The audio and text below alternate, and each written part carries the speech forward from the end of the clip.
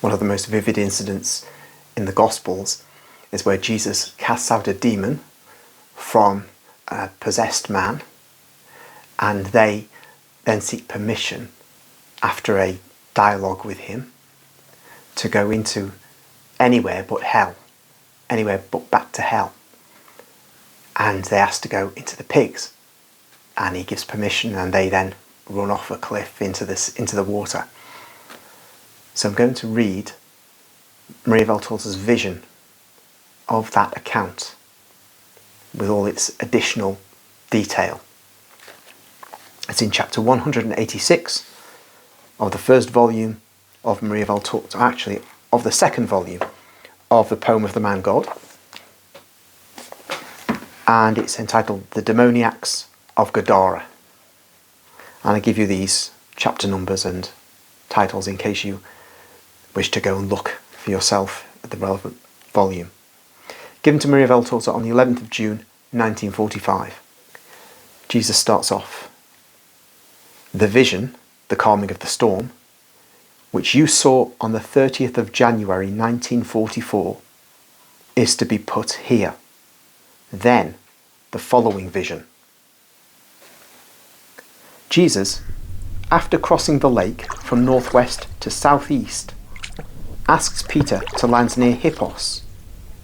Peter obeys without discussing and takes the boat down to the mouth of a little river, which is in flood because of the springtime rains and of the recent storm, and flows into the lake through one of the wild rocky gorges common to this coastal area.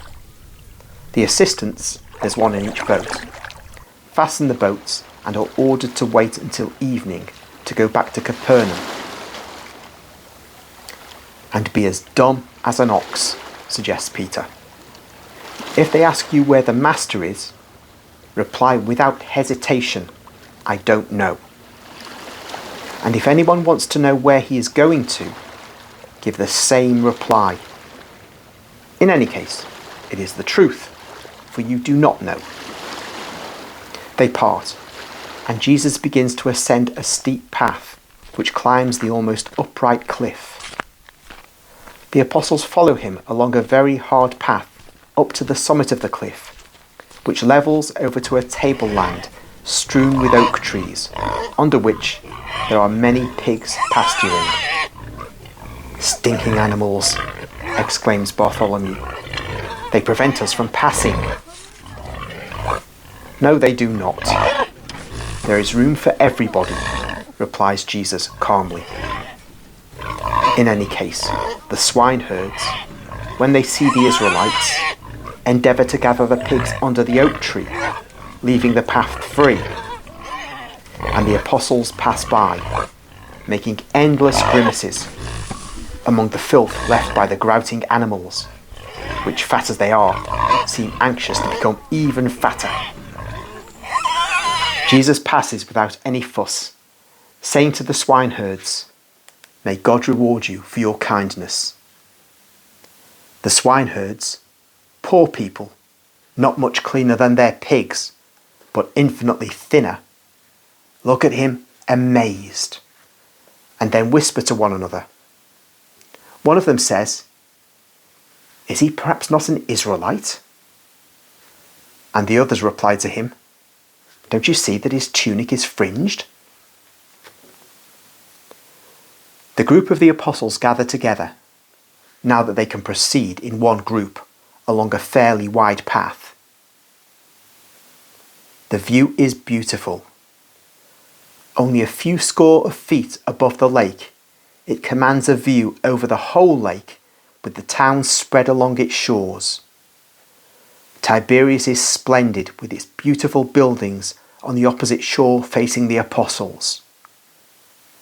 Below this spot, at the foot of the basaltic cliff, the short beach looks like a green pillow, whereas on the opposite shore, from Tiberias to the mouth of the Jordan, there's a rather widespread marshy plain, due to the river having difficulty in resuming its course after delaying in the placid lake. But the plain looks like a garden because it is so thick with marsh flora and is densely populated with colourful variegated waterfowl, which seem bedecked with jewels. The birds rise from the thick grass and from the reed thickets. They fly over the lake. They dive into it to steal a fish from its water, and they rise even more brilliant because the water has brightened up their plumage. And then they fly back to the plain where the wind plays, swaying its many coloured flowers. Up here, instead, there are woods of very tall oak trees, under which the grass is soft and emerald green. And beyond this strip of woods, on the other side of a large valley, the mountain climbs again, forming a very steep rocky summit, on which houses rise, built on terraces. I think that the mountainside and the walls of the houses are all one, for its caves are used as dwellings in a mixture of a troglodyte and ordinary village.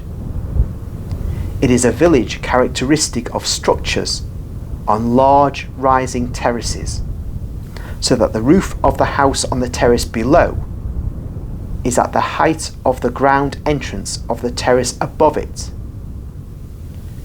On the sides where the mountain is very steep, so steep that no house can be built there are caves, deep crevices, and descents dropping down to the valley. In the season of downpours, the descent must become as many whimsical little torrents. All kinds of blocks, which the floods have rolled down to the valley, form a chaotic pedestal for the little mountain which is so wild and steep, hunchbacked and overbearing, that it looks like a squire who wants to be respected at all costs.